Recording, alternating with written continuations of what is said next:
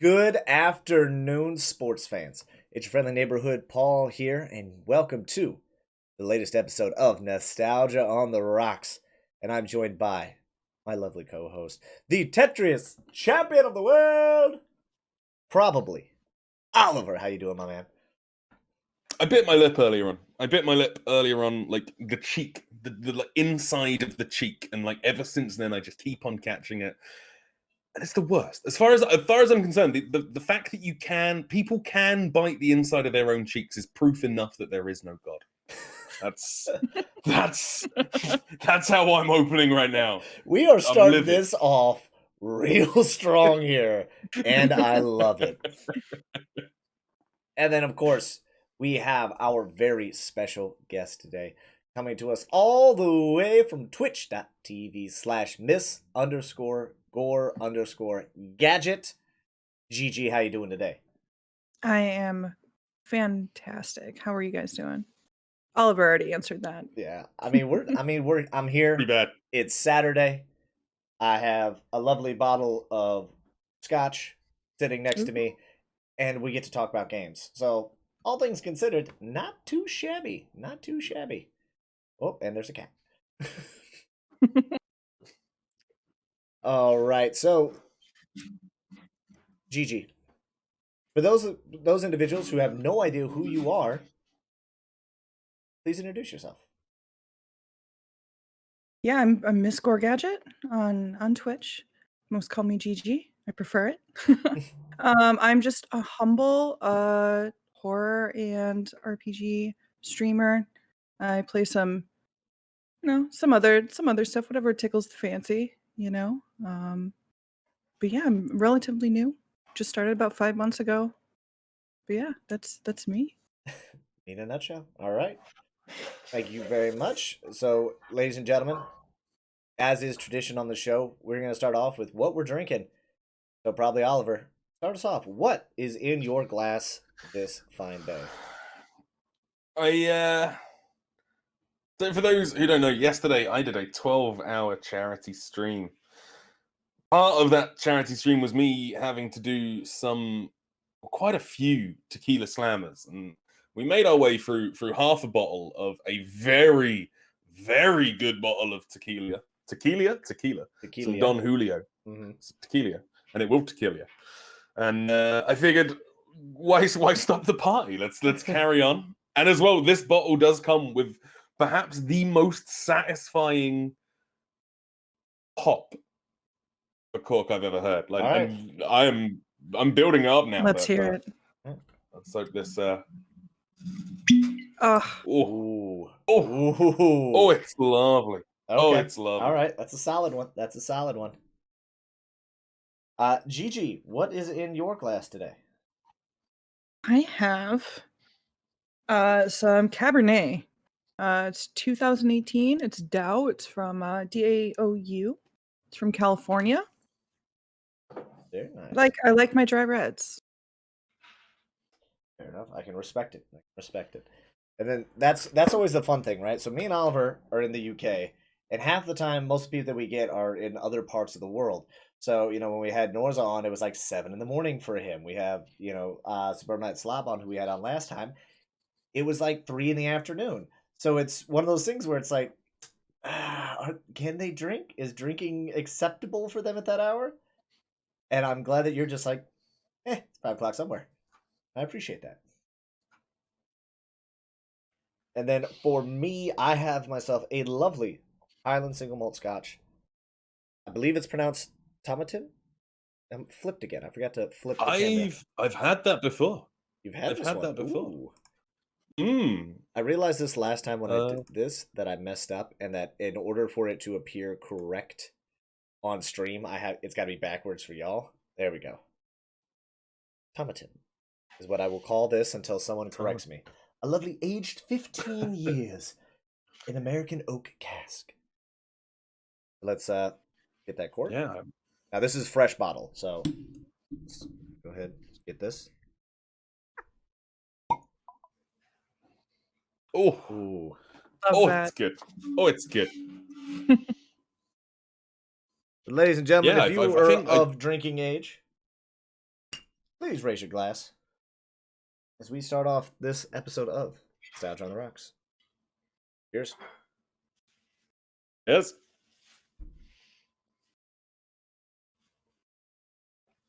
Sorry, Ali, I cut you off there. Oh God, that's good. No, it was a restaurant I had that in a few years ago, and I remember that was I had that when I like first started like drinking whiskeys, because I only started drinking whiskeys about maybe 5 or 6 years ago. Yeah, before that, like the only I knew it was Jack Daniels. That was I was like, oh, Jack Daniels is whiskey, like, and that was what I knew, and like I mean, you're not how wrong. ignorant I was. You're not wrong. It happens. Yeah, like, on a technicality. Yeah, no, I remember having that in a restaurant. I remember thinking that was a very, very, very smooth whiskey. Very smooth. Now, Gigi, do you typically just stick with the wines, or do you dabble with the harder liquors? I used to dabble. I used to dabble in my 20s. Kind of mellowed out these days. I can't go as hard. My stomach just won't have it. Stomach and liver are like, all right, you've had your fun. Stop it. Stop it. But I have some fun with wine. You know, I can probably go through a bottle by myself, which is not something I should be proud of. But I will say wine drunk is a completely different kind of drunk. I will say that. I've noticed wine drunk is vastly different. It's so fun. Mm-hmm. Yeah, I Depending try on and the size avoid of the the bottle. wines as much as possible. I try and avoid the wines as much as possible these days, because I have not been good wine drunk. I have been bad wine drunk. Like, no. whew, not ideal. Not ideal. Well, let's go ahead and just pivot from our possible drinking problems. This is not an AA meeting. This is Nostalgia on the Rocks, where myself, Probably Oliver, and a special guest come together and we talk about the games of old, the games of new, and everything in between. So let's talk about that stuff in between. Probably Oliver, would you like to start us off? What in the world have you been playing? Yeah, the main one I want to pull on, because it's brand spanking new and only came out yesterday. I put this on the docket with a big old question mark on it, because I didn't know if I was going to get enough chance to actually play a little bit and have enough of a thought process behind it. But today I started playing Returnal, Housemarque's new game on PS5, and I'm like an hour and a half, 2 hours in, maybe. Like, there is game of the year potential right there. It is incredible. Like, I don't know if you guys have played any of like Housemarque's games before, like Res Infinite, or wait, no, is it Res Infinite? No, Resogun. Resogun is the one I mean. Resogun, or Alienation, Dead Nation. They make really good arcadey shooter, like 1,000 things happening on screen all at once, like hard games. And this is their first game where they've kind of gone, no, we're going to do something bigger, we're going to do something better, we're going to do something with a grander scale. Okay, all right. And it is hit. It is hitting so good. It is, like I said, so early on. Like, I'm still like in the first area of the game, but the way it works is that it's a kind of procedurally generated roguelike game. So anytime you go into a different room, it won't be the same as the room you went into before, or in your last run, or the last time you were playing. It will be totally different every single time. And every room has like enemies or little puzzles or traps or whatever, and you need to figure out a way through it. It is hard as nails, though. It is space Bloodborne. It is like that kind of like difficulty level to it. And you will die a lot. And when you die, you start back at the start of the game, and you lose everything that you picked up beforehand, and you have to do it again and get better. And my God, the loop to it is so satisfying. And it is so pretty as well. It looks the entire game so far is reminding me of like the original Alien film. Like when they like first walk out onto like the planet where the xenomorph is, it's that kind of like what was his name? HR Geiger-esque, like like buildings and areas, and it's stunning. It is so good looking. I was going into this game with, I had reasonably high hopes for it. I thought it was going to be, decent. I was like, Housemarque have never made a bad game before, but this is something so totally unlike what they've done before. The promotion of it's been a little bit weird because PlayStation seemed to have sort of not gone whole hog into the marketing for it. So I was like, okay, maybe they're trying to hide the fact that maybe it's not great, but man, it is hitting on every level. It just feels so incredibly satisfying to play, and it's such a shame that it is a PS5 exclusive, because I know so many people are not going to play this because it's just not available. Like, PS5s are not available on a wide range. But I feel like if this game came out in, say, a year or two's time, when like everyone had made that leap to next gen, I feel like everyone would be talking about this game as if it is one of the best games ever made. It's brilliant. It is brilliant.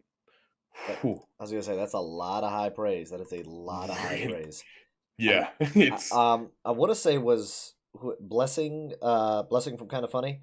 I believe I was trying to find the exact quote. I wasn't able to find it, but he said the game reminded him of if you had put like Hades and like Control and like something else together, and like that was this game.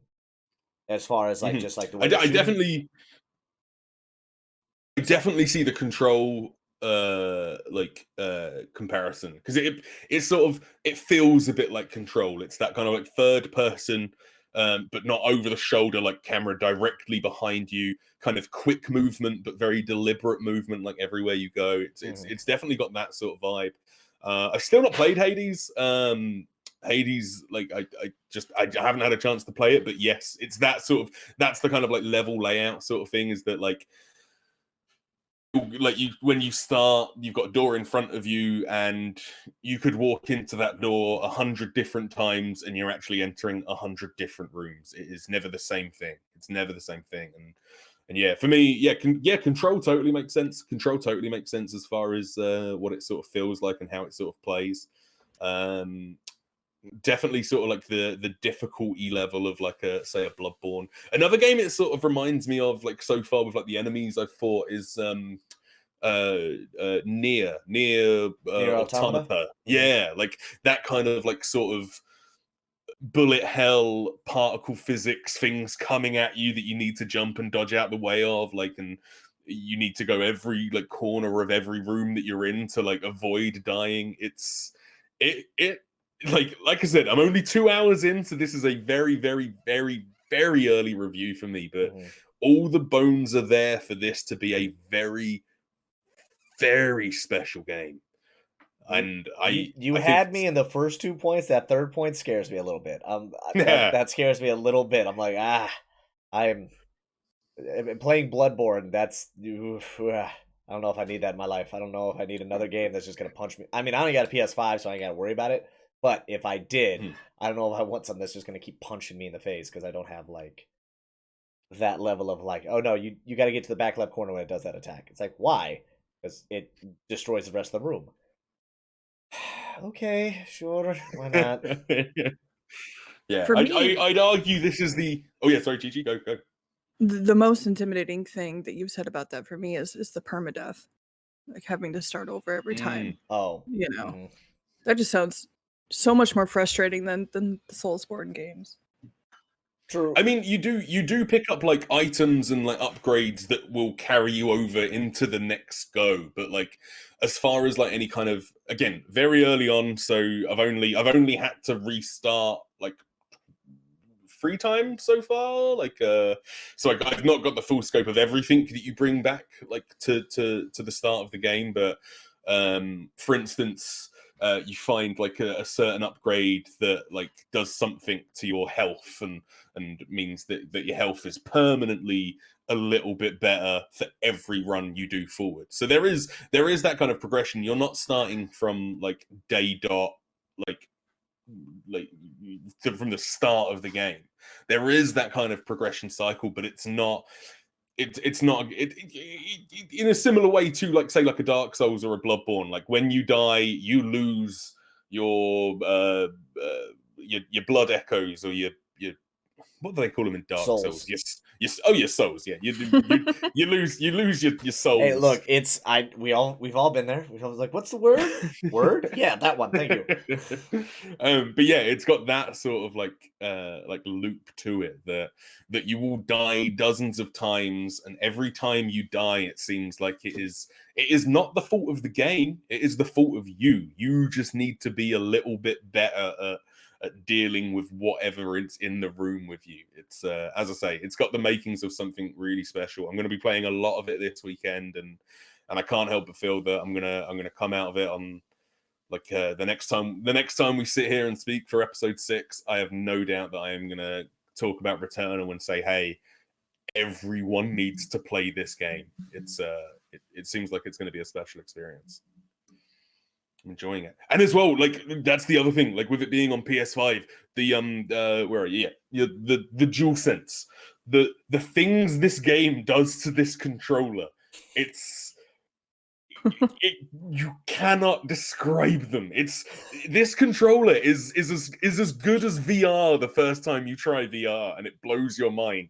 Like in Returnal, the first room you walk into, it starts raining, and you feel each raindrop vibrating in the controller. What? Like amongst your hands. It is special. It blows me away. Every time you shoot a gun, you feel the vibration, and if you, depending on how close you are to what you're shooting or how far away, is the vibration gets stronger or weaker, or it's incredible. This game is special. This game is, I might sound hyperbolic, but I think this is a game that a lot of people are going to be speaking about at the end of the year when it comes to what everyone's favorites was. Like game of the year. Like, so you're putting this down right now as a game of the year contender. Absolutely. I don't know if it'll win. Like, there's some big stuff coming out this year, like Deathloop, Halo Infinite, maybe Ratchet. Like, maybe. But this is maybe. Yeah. I never trust release dates anymore. All right, the fact that Mass Effect is coming out in 2 weeks, I'm like, sure. I mean, I'm gonna book time off for that, but you know, if they tell me, yeah, we pushed it 2 weeks, I'm gonna be like, okay, I don't want Cyberpunk. Yes, go for it. Do you? But yeah, I think this is a game that, you know, if it may not win Game of the Years, but I think it's definitely going to be in the conversation. It seems special. It seems like a genuine next-gen experience, and I don't think we've had many of those either on Xbox or PlayStation yet. This is. Sounds pretty good. GG. That's kind of big talk for something that's released so close to launch. Like, we have the whole rest of the year to go for the next gen titles. It's impressive. That's awesome. I was gonna say for April, like that's technically what, quarter 3? Mm-hmm. Fiscal count? No, quarter. I don't know. Whatever. Quarter 2. Quarter 4 fiscal. Quarter 4 the fiscal? I thought it's one of the quarters. It's one of the quarters. It's a quarter somewhere. In this quarter, yeah, you know, we got these games coming out. This game, big game this quarter. We'll see what they could do the rest of the season. But yeah, to answer your question, things I've been playing on stream. I've been playing a little bit of a shameless plug here. Monday, Fun fact: this is all you're allowed to plug during this entire show. Like, if you just want to say twitch.tv/MyScoreGadget before you begin every single time you talk, that's fine. No one's gonna get mad at you for that. The people listening might get a little aggravated. They you know what? We love them very much. The sports fans will understand. Because, well, I mean, just to, you know, we bring in guests because we love hearing about new people and like different people in different communities and bringing everybody together. But then your community then comes in to check it out. Our community checks you out, and then we have this lovely little cross-pollination. Otherwise, me and Oliver would just be sitting here yelling about the same 6 games every week. That overlap I know I'm getting off topic here, but that overlap in community is like my absolute favorite thing about Twitch. Mm-hmm. Mm-hmm. Like connecting. I love going into a random person's chat and then just like talking, and then all of a sudden I just see, typically it's Avenged, but Avenged will just hop in and be like, Paul, and I'm like, what? How did you? why are you here? This is a random art stream. What are you? She's like, I'm everywhere. Smoke bomb, and she's back out again. But yeah, Outer Worlds on Mondays, God of War, the new one on Mhm. Wednesdays, and then on Fridays, because I just beat the remake, I'm going through and I'm playing the OG Final Fantasy VII. I've played it a couple of times before, never beat it, and I'm done with being the poser Final Fantasy fan. So I gotta beat it. And the best way to get myself to beat something is to stream it, because then I have that accountability. You have that accountability and How- the ability to be like, chat. What is happening? I don't. What is happening? I love that. Yeah, absolutely. And then off stream, How are you finding God of War? Is it your first time playing yes, God of War? it is. It is. I love it. It's so Ooh. smooth that how it goes from cinematic to gameplay. It's seamless. It's like playing a movie, straight up. It's gorgeous. I love how tense it is. I love how much they're withholding from you in the beginning. I'm not very far in. I'm maybe like 2 or 3 hours in. Nice. But they're withholding so much, such as the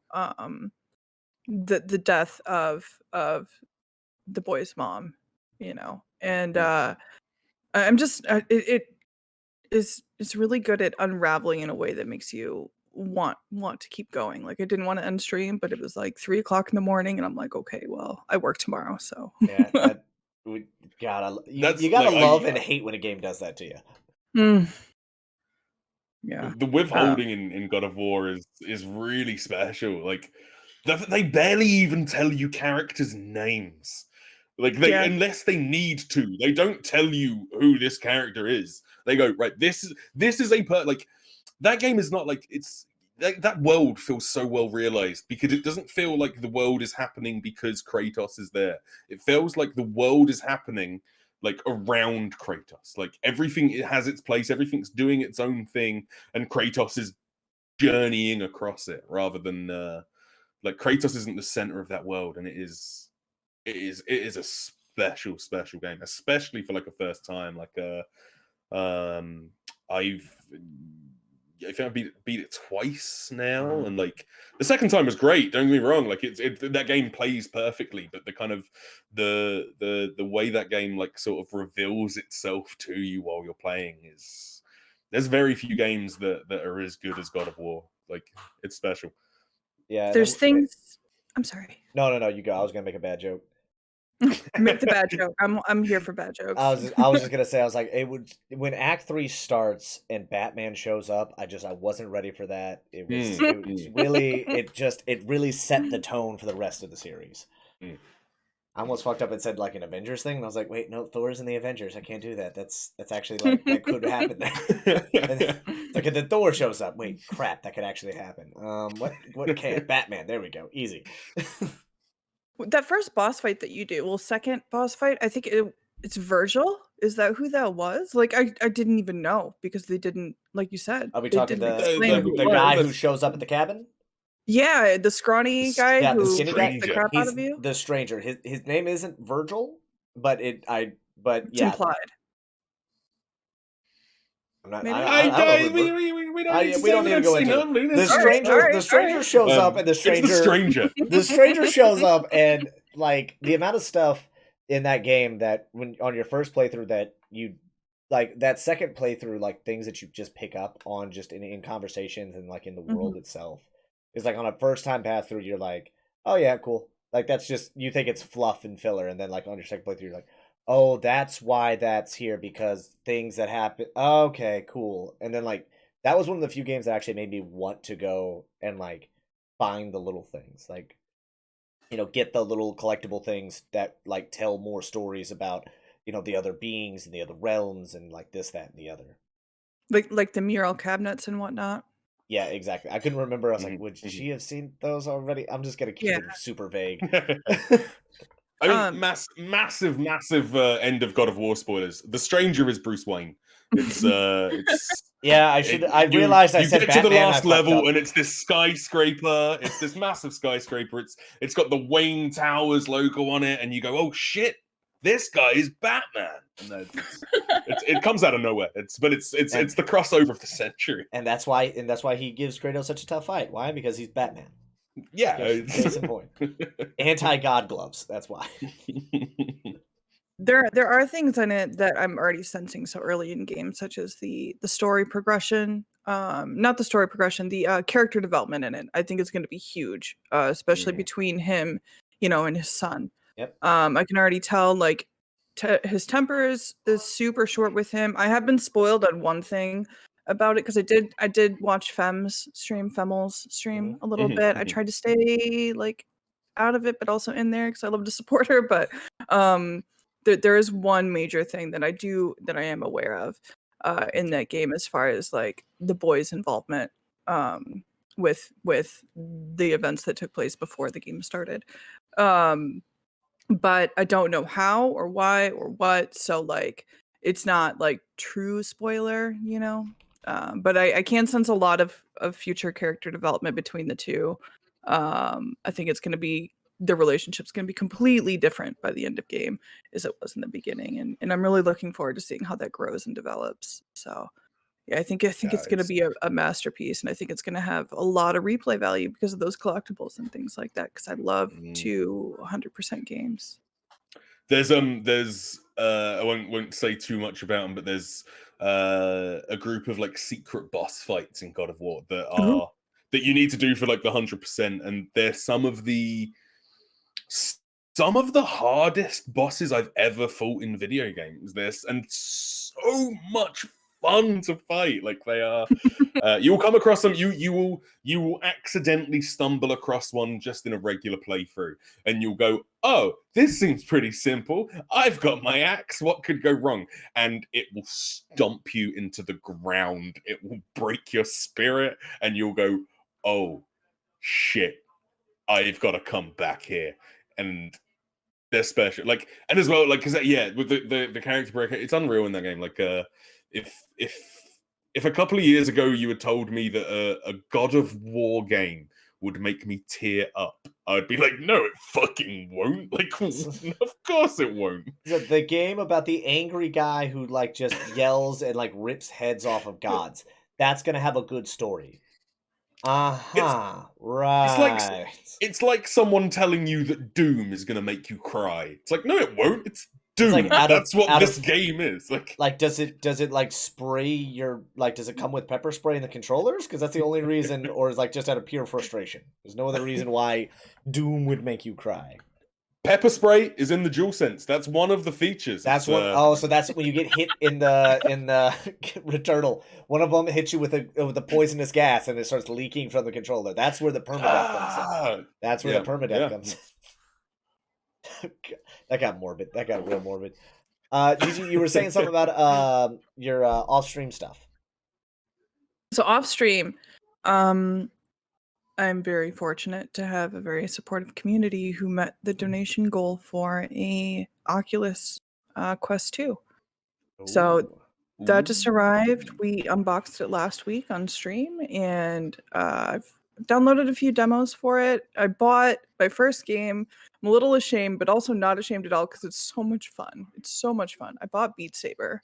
There's nothing wrong with that. That's the correct purchase. That's the correct purchase to make. I also got Accounting Plus, which is a game made by the creators of Rick and Morty. Oh, and it's really funny. It's really so funny. It's so basically the premise is you start a job at an accounting firm and you get a phone call and you got two people screaming at you. It's ridiculous from like the first moment. And then so they have you put on VR for some reason to do your job. So you put on VR and then you're in a new environment and now you have somebody else just screaming at you the whole time, just nonsensical lines, like makes absolutely no sense, whatever. But they're just yelling at you pretty much for being in their area. And then so you have to find a VR in the VR. So it's like, and you continue through the levels like this. It's like VRception times like 8. It's very short though. That is one thing. But it was so much fun. It reminds me. Accounting Plus really remind me of like. I mean, I know it's by the same like writers and stuff of Rick and Morty, but it's like the episode of Rick and Morty where they have the interdimensional cable network, and they just flick through channels, and every channel is something even more ridiculous and stupid and silly, but just so funny. And that's Accounting Plus is really really good with that. Like, it is short. I think I wrapped that game up in around about 90 minutes, 2 hours, but was still such. It was a fun 2 hours, so I've got no complaints with it. Like, and as far as VR is concerned, it's a damn good VR game. Damn good. Yep, That I won't lie. You said Accounting Plus, and TikTok has ruined accounting for me as like, oh yeah, it's accounting, and I'm like, oh, actual accounting, not accounting, which is what they use for another name on the platform for a certain job career field. mm. Mm. But I didn't realize you were down a TikTok hole, Paul. Jesus. I Yeah. blame my wife. She made a TikTok, so I made a TikTok to follow her, to support her, because I'm a supportive person. And in which case, I then fell down the rabbit hole of the For You page, and here I am, just scrolling through stuff, and then now my stuff is just filled with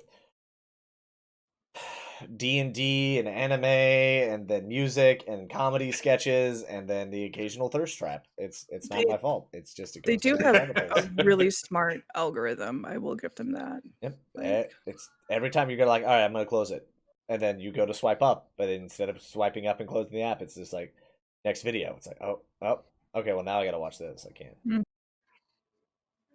I'm but gonna have to finally get on TikTok. with Accounting Plus, that was my first VR experience. I was a friend of mine had an Oculus. He let me borrow it because I knew that was going to be my donation goal, and I wanted to see like what kind of games I wanted to be like buying and things like that, and kind of get used to it, make sure that it didn't make me sick to play. So I played Accounting Plus first, and there's a part in it. I'm not going to spoil too much. It's not really like a spoilery game, you know. Didn't that game come out like a couple years ago? Yeah, but like there's this part in it where you literally like split this character's belly open. He's a big character, and his intestines just spill out everywhere. And that was my favorite part of the whole game. I was like, yeah, this is my first VR experience. I'm here for it. This is great. Send it. Goodness gracious. Okay. VR special though, like, and Beat Saber special. Like Beat Saber is worth every penny. Beat Saber's the most fun I had working out in a while. I had to open a window. I was getting a little sweaty playing that game. I had to open a window. There you go. Send it. It's so fun, and the thing about it is you feel like you look really cool, like when you're playing Beat Saber. But I know it's the opposite. I probably look like a total dingus. I have video evidence that I do not look as cool as I thought I looked. I have video evidence that I do not look as cool as I thought I looked. In my head, I'm like, yeah, I'm rocking this. Outside, it's just like, what? Is he okay? Flailing. Is he spasming? Like, what is happening to this man? Yeah, no one looks cool playing Beat Saber. Like, just no one in the world ever has ever looked cool playing Beat Saber, but you feel so cool. And you feel like a total badass. And if you do look cool, you're not actually playing the game. There's just a video of it being played behind you as you are focused solely on looking cool and haphazardly swinging the Joy-Cons controllers around. It's a game. What a game though. Like, what a have you like? Because if this is like your first foray into VR, like I mean, it's gonna sound like I'm leaning into the meme of the games that I love and that have been like published on what I love. Tetris Effect. Get Tetris Effect on VR. It is like Gigi's eyes lit up when you said that. She was like, "What? There's Ollie, Tetris on Tetris Effect." Had this like, conversation. It is like that game is a acid trip. That game is That game it's drugs. That game is drugs. That game I love it. will give you the biggest high you've ever She's had. buying it right now. She is buying it mid-show. She's like, I don't care if my internet cuts out. I am downloading this. Yeah. Up this show. I'm out. What it gives, like, literally, it is because it's regular Tetris. It isn't. There's nothing special about this Tetris game. It is literally you have the Tetris well in front of you, like sitting there. There are blocks falling. However, you have a 360-degree field of view, which is all particle effects and like weird characters moving around and stuff. Yep. And the music to that game, the music is so special because the music not only is it one of the best soundtracks to a game I've ever heard, but it's also to a degree procedurally generated. Like certain levels of the beat don't kick in until you make certain moves in the Tetris game. Certain moves, and then isn't it also like you got to get to a certain level? Exactly. Because like you and Robert Hywind talked that up massively. Like, oh, the music's so good. And I was like, I'm not hearing the same level of music. Turns out, me level 5, 6. You guys level 75 and like 80 on the speed chart. So you guys just like going crazy, and for me it's just like do do do do. And you guys it's like I'm like, what? That is not what I played. But like, yeah, like GG as well. I know you're like if you're a big fan of Tetris, even better, because I know you're a big fan of like your electronic music as well, and like it's pure. It's mind blowing. Like that game, I remember it's one of the first. I mean, again, of course it was because it's me, and this is the kind of nerd I am. Tetris Effect is the reason I bought a PlayStation VR. It is the first game I played in VR. It is totally the first game I played in VR, and like I had the headset on, I was sitting down, and you just play it with a controller. You don't need the move ones or anything maddening or anything like that. You just play it with a regular controller, and I played it for about like an hour, and I took the headset off, and I think I just sat in just like pure reflection of the fact that that game is but for a start, it is the best version of Tetris ever made. It is the best version of Tetris, and in VR, it's a transformative experience. I would recommend it highly. Transformative experience. Speaking of nostalgia, my favorite version of Tetris is the PS1 version of Tetris, hands down. I don't think I ever had Tetris on PlayStation 1. Oh yeah. I played that for so many hours. Hours. I'm surprised I didn't burn a ring in the disc. I played it that much.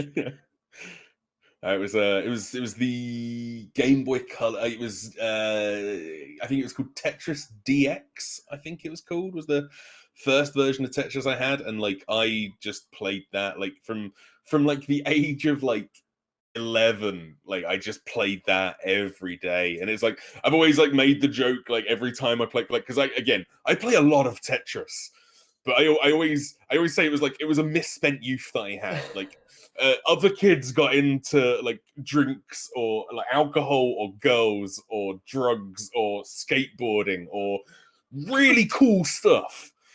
I got into Tetris, and I just played a lot of Tetris. But who's laughing now? Who's laughing now? Because I'm laughing at you, you nerd. But honestly, Oliver, wouldn't have you any other way. Have you ever played Tetris on the Game Gear? Because that's an experience. Game Gear. I don't think I ever had. I don't know anyone who ever had a Game Gear. I had a friend as a kid who had one. It was the first time I ever played Tetris was on the Game Gear, and it was magical. So good. I don't think anyone has even said the words Game Gear in about 20 years. This can't pull a reference like Game Gear out. Jesus. Oh my god, this is gonna be another 2-hour show. I feel it. This is gonna be another 2-hour show. Except instead of us rambling on about comic books and stuff, you two are just gonna go back and forth about Tetris.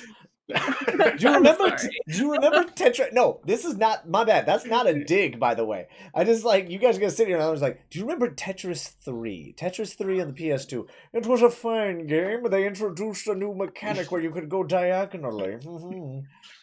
Like just Oh, could you imagine? Could you imagine diagonal Tetris? Jesus. Ooh, Paul, No we're going thanks. into game development. that's a $10 idea right there. That's a $10 idea. Oh my goodness. Oh man. But I've been playing Ghost of Tsushima, I've been playing Bloodborne, and MLB The Show.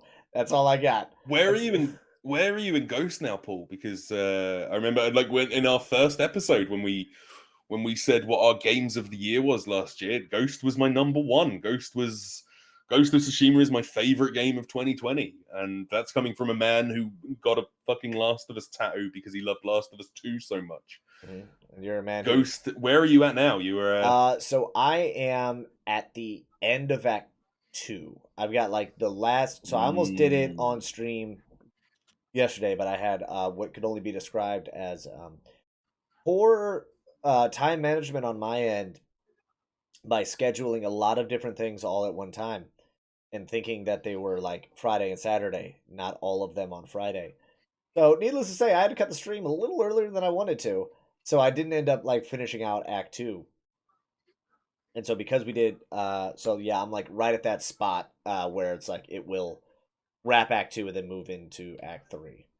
So there that game I could tell if I were to run around and do all the side stuff that it really is going to flush out the game and actually make me care, because the way that game feels is phenomenal. Like it just running in there, and like I would say I go more of the samurai route than like the ninja route with it, because obviously like that's kind of like the duality they have you run. It's like you need to be a samurai and like face them head on and do all that stuff, or you could kind of go like the ninja route and sneak around and stab everybody and be more of a quote unquote cutthroat.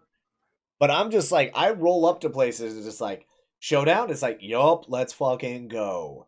And it's just me versus like 7 of them, and it's just like in a showdown fight, and like that's all I can just keep doing is I just like stroll in because I've got his like clan armor, which lets you do like more showdown hits in a row if you land them all, and I just got a thing to where I can now make it white, so I'm just waltzing into places in this bright white and red armor, like scary mask thing, the whole nine, just sword on the shoulder, just full anime style, like, you notice I'm wearing white, right? I ain't hiding. Let's go. Let's go. And it's just like the amount of times where it's just, yep, do. Yeah, sneak around and hit these people, like assassinate these four Mongols. No, I don't wanna. I'm just gonna walk up and then punch them in the face. I would fully recommend, like, I would recommend doing the side stuff, like maybe off stream, because there's so much of it. But you're playing that game pretty much exactly the same as I did. Like you're just waltzing in and you're being a samurai. There is a point, and it's coming up soon, where I think you will do the same thing I did. You will totally change your tactics, because you will find out that you will realize that you are not playing as Jin. You are playing as, and second name drop of the show for this guy. You're Batman. You are playing as Batman, and once you like, I'm not even joking on this. There's no meme here. When you unlock enough of like the sort of the sneaky like bits on the skill tree, yeah, you're Batman. You become Batman, and it is like because I like towards the end of that game, like the final like handful of like settlements that I had to clear out. They are in the final part of the game. They are huge. They are expansive settlements with like 40-50 guys, to the point that if you do just waltz in with your sword and go, look, I'm here, let's have a fight, you will die no matter what, and it will kind of force your hand a little bit to at least be a little bit sneaky. See, now I'm going to be a stubborn bastard, and I won't. I'm like, all right, Oliver says I can't. Shing, let's go. Like, just throw the sheath, like, take the knife, chuck that behind me, like, and we're going. Oliver says I can't, therefore I will die 74 times until I do it, saving in random increments. Ghost of Tsushima is the best Batman game ever made. It is better than Arkham Asylum. It is better than Batman Begins on the Sega Genesis. It is better than That's not Batman Begins, Batman Arkham Returns. Asylum, Batman on the Sega Genesis. What are... No, Ghost of Tsushima it's the best Batman simulator available, because when you do unlock enough stuff to like kind of become you become a ghost. And as well, there is a Batman costume in that game. You can dress up as Batman, as like 12th century samurai Batman, and it is that game is so good. That game is a perfect video game. It is so much fun. So much fun. And as well, like literally, when are you playing at FNHPaul? Is that for your next stream? So that'll be Wednesday. Wednesday we'll pick it back up. So I gotta do a sprint, because I'm not gonna lie to you. When Mass Effect the Legendary Edition drops, that's taking over my channel. I don't care how far. I could be on the last part of Ghost of Tsushima, and it's getting vetoed for Mass Effect. All right, I've got the helmet sitting over there from the Legendary Bundle, which Ooh. Yes, please. Show us that I mask. did a whole unboxing stream of it yesterday, and oh my goodness, just look at it. Oh my god. It is. It looks heavy too. No, it's light. Yeah, that looks like it's got some weight to it. It's got LEDs in it. Oh my up. god. It's got just. Oh my god, there's LEDs in the back. It comes in red because Renegade. You can go Paragon with it. No, see, I stopped buying collector's editions when I got burned by the Fallout Pip-Boy edition. See, and then I completely understand, because I was thinking the same thing. I was like, "There's no, I don't trust it. I don't know about it." But then, like, I saw this, and I was like, "Okay, it's a wearable helmet. It's like 2 art prints. It wasn't a lot." Although it did kind of cost a bit, mostly, like, honestly, it was like most of it was shipping, just because being in the UK and ordering anything stateside, and I could have had it sent to my APO or like my military address, but it would have taken about another month to get here. So I was like, no, paying for it to get here sooner. And yeah, I'm totally fine with it. I was like, I'm gonna roll the dice on the Mass Effect one, because yeah, I've stopped buying collector's editions. I stopped buying like physical media years ago. But I was like, for Mass Effect, for the Legendary Edition coming out, I was like, all right, I'll roll the dice. If I get burned on this, then, it'll just be Andromeda all over again.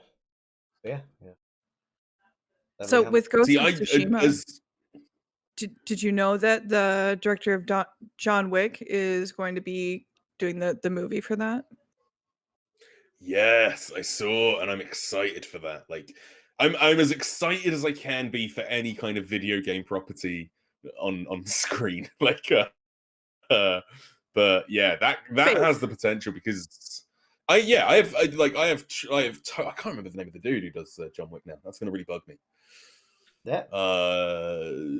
Someone in chat want to throw up Chad Stahelski. There we go.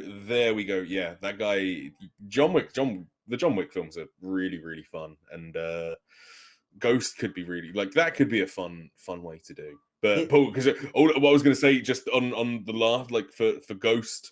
Well, firstly, for that Mass Effect helmet, I've never played a Mass Effect game, and I'm jealous of that helmet. That helmet looks incredible. It's cool as fuck. I'm gonna be getting it set. I'm gonna figure out a way to set it up right there, just because I've got a Mass Effect poster here. And so that one's Andromeda, but it looks cool, so I'm like, I'll send it. And then this one's like the original trilogy. So I'm like, I want to put it right here, but I need to figure out a way, because I'm in the UK, the walls here aren't like drywall or easy to get into. So I have to actually like drill into what like sheetrock. I can't just like tap a nail in and be done with it. No, it has to be a whole big thing, because I have the same problem. Exactly. I have concrete walls. Because we build our houses properly in the UK. That's properly. That's why they're ice cold in the winter and boiling lava hot in the summertime.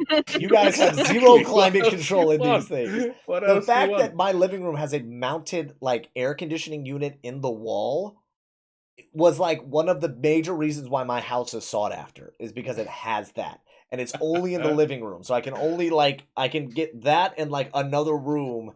Otherwise, I have to open up all the doors in the house, which we're in the UK, so there's like 75 doors. They don't believe in open floor planning because they have to section off every room, so that way when they turn the heat on, there's like, well, the radiator's on in room 1, 2, and 6. All the other rooms we're not in, so we close those doors, we turn those off, so that way you open up those doors and you step into another level of hell, like just ice or The boiling frozen over. lava. Yes. It's the British way. Our houses are 4 times less big than American houses with 4 times more doors. Well, where can you go wrong with that? You know, It really friggin' is, and it's the worst. It's like there's no reason why there needs to be a door between my kitchen, my like back room, and my living room, but I have 2 doors there, and it just messes up the whole flow of the house. To the point where there was a time where I just took them off. I just took them off and stuck them in the garage for a long time because I'm like, I'm over this. What made you put them back on? Winter? My wife. Oh. My wife in the summertime, because she wanted to have the living room. She wanted to keep the living room fan on, but she also didn't want to like do all that. So she was like, that door, because my kitchen, my kitchen is right next to my laundry room, and my laundry room is where like my water boiler is. So that room always stays in a perpetual state of warm. So like all that whole area can be real hot. And so she was just like, doors, boom, cold. And I'm like, yes, dear. Smile. The final point I just wanted to make on Ghost as well, though. Like, so if you're going to finish Act 2 on Wednesday, you're going to do exactly what I did when I finished Act 2, because it was the amazing asthmatic I was like talking to while I was playing through Ghost. And like he said to me, he went, "Where are you?" And I went, I'm going to finish Act 2 tomorrow. He went, "As soon as you finish Act 2, you're going to message me screaming about the end of Act 2." And I was like, "Yeah, I'm sure I won't. And then I did. And immediately I jumped into that boy's DMs and I was like, "Holy shit, what? Holy..." And you are going to do exactly the same, Paul. That game gets under your skin, and it's... Well, it's bad that because there's sometimes where I see stuff coming.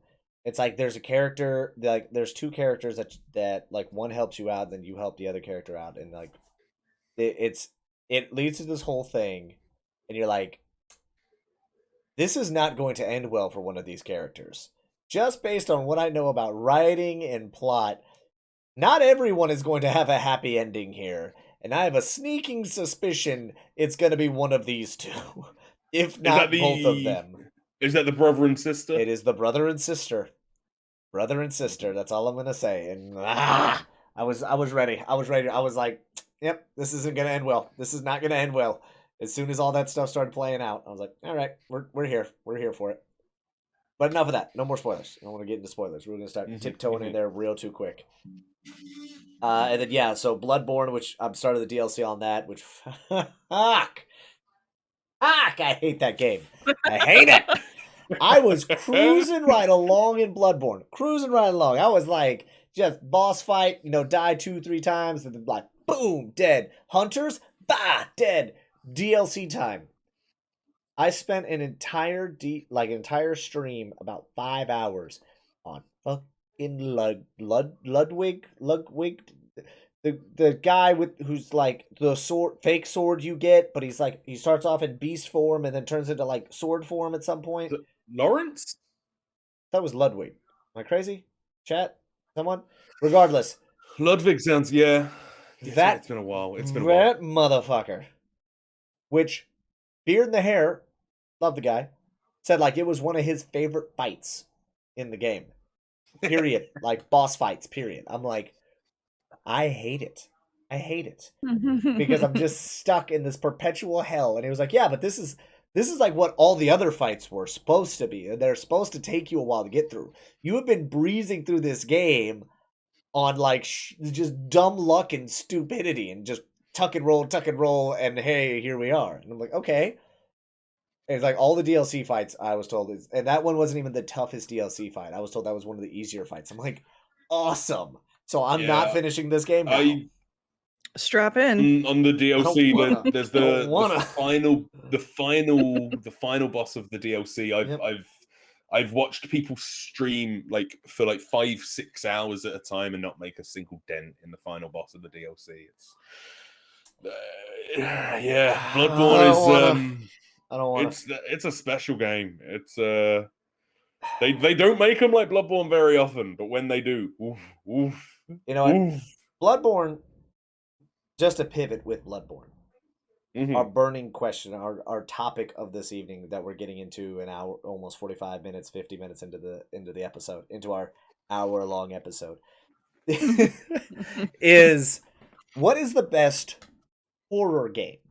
Now, of course, we're bringing this in here because the one and only Miss Score Gadget. Da da da da da da da. I'm sorry. Before we actually get into that, because I do need to ask, where the hell did that name come from? All right, here we go. That's also a burning question. I get asked that quite a bit, and understandably so. It's a pretty out there name. So I write short stories. I have several Cs I write for, and I also play D&D. So I was playing a campaign where I was also playing a living weapon. And it was a homebrew, of course. Okay. It was like a Swiss Army knife of weapons. And we named her Miss Gore Gadget. I was like, man, that's a really cool name. I felt like really connected to it. And I took it on as my 360 handle, and then every other handle after that was Miss Gore Gadget. And yeah, I don't know. I just feel like a strong connection to that title. So I took it with me, even though that homebrew has been long dead, probably like 10 years dead. So it all spawns back to D&D. Yeah, absolutely. Nerd. But at the same time, I can't talk too much stuff.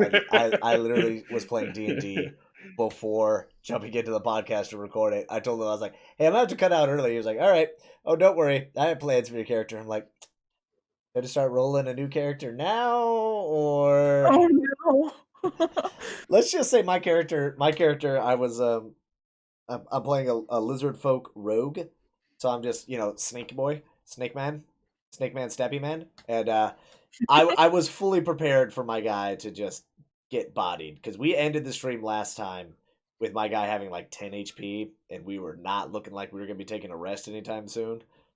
So I just got like one little potion of healing, which is like 2d4 plus 2. Mhm. Of course, what do I get? Roll a 4. So it's like cool. Mm. 6 HP. Refreshing. Immediately down to like 3 HP again. I'm like, God. Oh no. I ended up getting healed a whole bunch. We were fighting some stuff. And then my character ends up falling into like this we're in like some shadow realm thing. He's cooking up my DM, I love him to death. He's cooking up something wild. And so we're in some shadow realm thing, and my character just ends up getting like the floor falls out from under him and he starts tumbling down with 1 HP. So I am now just Loki in Thor Ragnarok. Just I've been falling for 30 minutes. That is where I'm at right now. It's just my just my just lizard folk rogue just constantly in a state of falling into darkness with 1 HP. All right, here we go. I was like, man, I hope I have a soft landing. Otherwise, I'm just going to go ahead and write another character right now. We need to do a nostalgia on the rocks D&D night. I feel at some point. Ooh. Okay. Here's the thing right now, right? I have a one shot that I'm trying to like iron out that I feel like would fall right in line with nostalgia, and Ollie, I feel like you would love it because it is slightly based off Die Hard. It is a Die Hard scenario, except instead of a skyscraper, it's on just a cruise ship in the D&D world, and I'm like, ooh, can make this work. So if I can, I need to get off my ass and finish doing it, and then like writing it and figuring out, okay, here's what the overall game plan is, and then like I'm pre-building characters for it instead of just like telling people like, hey, make a character, because that way I have a little bit more control and like where they fit in versus like, I have a character that was a soldier and he's searching for his long lost wife. All right, why is he on this boat? He wouldn't be on that boat. That boat is full of sin. I'm a paladin. It's like, okay, cool. I need you on the boat though, so your backstory makes no. You understand this is a one shot, right? That this isn't some ongoing thing. This is a what if story. I don't need great detail. We don't need 7 pages of backstory for this guy. You could. This is like when you could just make a dumb character for the sake of making a dumb character. What do you have? I have a human soldier. Perfect. Fighter class. Perfect. Champion. Even better. Run it. Let's go.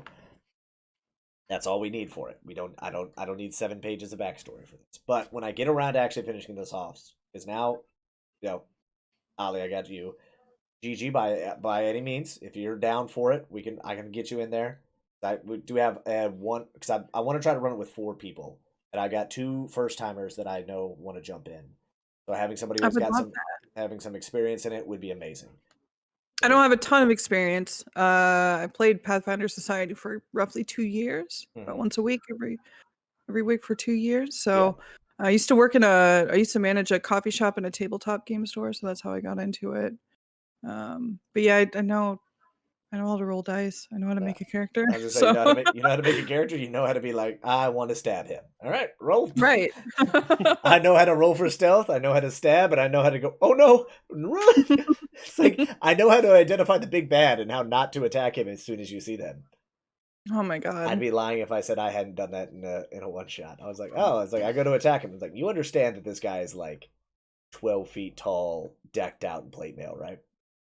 No, I did not realize that. He was just a token on the board. Can I roll for perception, please? Can I just back up? Is there a rewind time? Is there a time lord here? Can we go back in time real quick? Just quick abracadabra didn't happen. I escaped a total party kill once because our mage decided to magic missile a very over-leveled character, and there were 2 of them in the face. And so I just ran, and everybody else died. So, and I was like, what, maybe like level 3, 4? Yeah, for everybody who doesn't know, magic missile is something that it doesn't miss unless they have like a certain spell to block it. So like that thing just auto hits, which is why it's amazing, but also why it's like only 1d4 damage. So that way you can't like murder the crap out of people with it.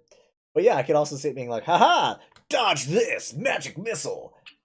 It's like essentially just like taking a pebble and throwing it, being like, all right, shing. Here we go again. Here I go killing again. I was not a halfling. Words. What are words? What are words? I was a gnome.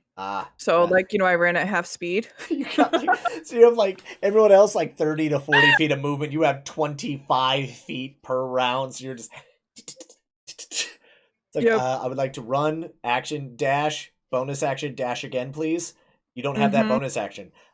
I don't care. I want to. Let me do it. I want to just Speedy Gonzalez away. Nature finds a way. Nature finds a way. All right, but now let's get back to the spooky games because, like you said, you play horror games on stream, and you're like, this is where this question is coming from, and especially with Bloodborne, like with our topic of like, what is the best horror game? I know Ali, you had in here like that Bloodborne's one of yours, and I feel like we've talked about that.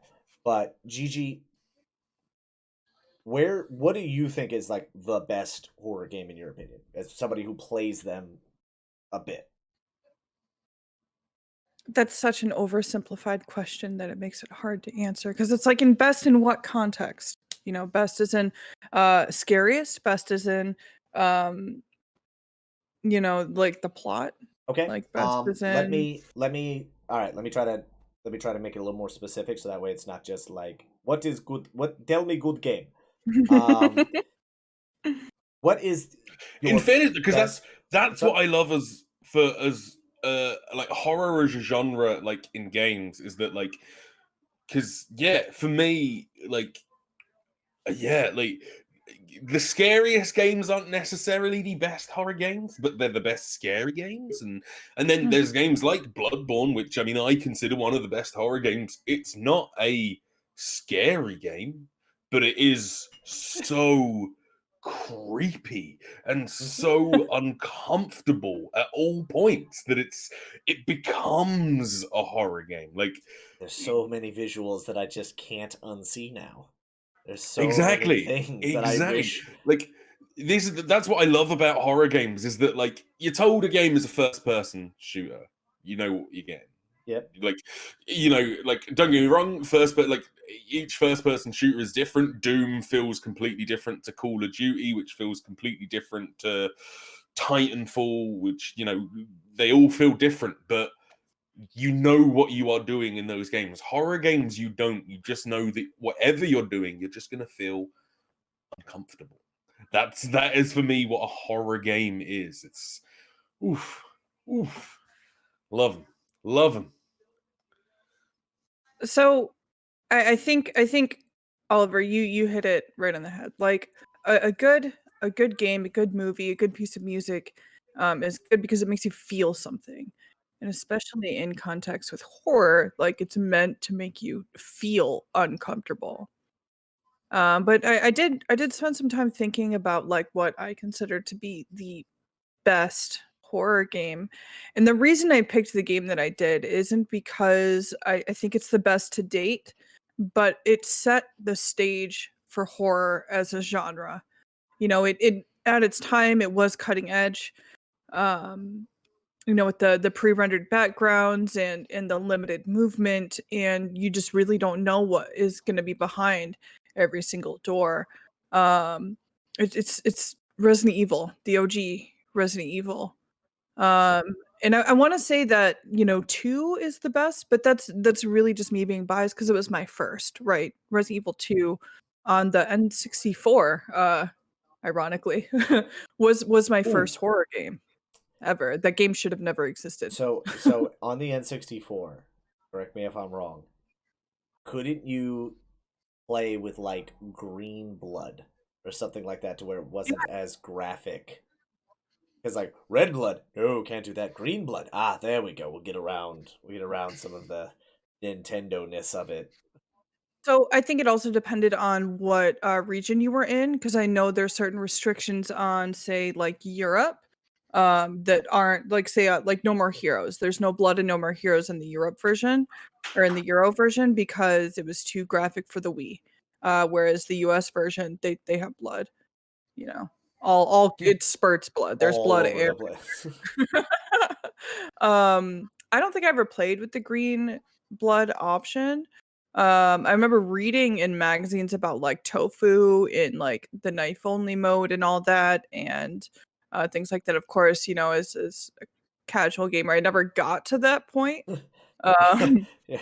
But yeah, Wasn't doing challenge runs back then. Was not like, hey, let me just play this game with nothing but a knife. Like, no, no. you couldn't look up a YouTube video. You could barely look up a guide for most games, you know, Yep. at that time. You had Like you to had to figure that out for yourself. And that's what I really loved about Resident Evil, the OG, is that you felt lost. You felt lost the whole time. You're in one mansion, you're backtracking back and forth. What does this wooden plank do? Like there's so much crap in there, and you just don't know really what's coming or what you're doing. And um at its time it had that foreboding sense of dread, you know, and you didn't really know anything about anything at that point because it was the first.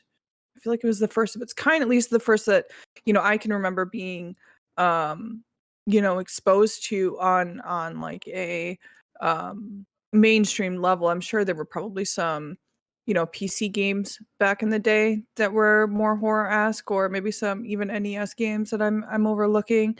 But I think where it really blew up was the OG Resident Evil. And we can't overlook the OG basement music. There's a whole you've heard the conspiracy on that? what You've heard the conspiracy on that? no, I've Is not. What is that this the conspiracy? one that I'm now was interested. Can we listen to it? I don't know if I want to. was that the one? Was that the deaf composer? Yeah. Who turned out to not actually be deaf and had a ghostwriter. Oh, I didn't know that half of it. Oh, Oh yeah. Oh yeah, it's a big conspiracy. The song is just a oh my god, it's a mess of just different tuba notes, and it makes you so uncomfortable, and it's terrible, and it literally sounds like a cat walking across a keyboard, like an old Panasonic keyboard with the tuba setting on. It's the most meme-worthy piece of music from the PS1 era, like hands down. Okay, and Hands down. we'll definitely check there's a that out lot of after stuff we're from done the recording. Somebody in chat remind me of the tuba across a keyboard music It's now. so they fixed it for the director's cut. They fixed it for the director's cut, but the OG Resident Evil had some really heinous music in it. It's the basement music. Um, so there's that. There's that whole thing. But So- I don't know. Just like never having enough ammo, never having enough health, having that sense of accomplishment when you unlock a door and you go in that room for the first time, like hungry for, picking up whatever you're gonna find in there. and I then just wishing think you hadn't, because you're like, what in the yeah. God's name is my like what? No, I don't want to go in there no more.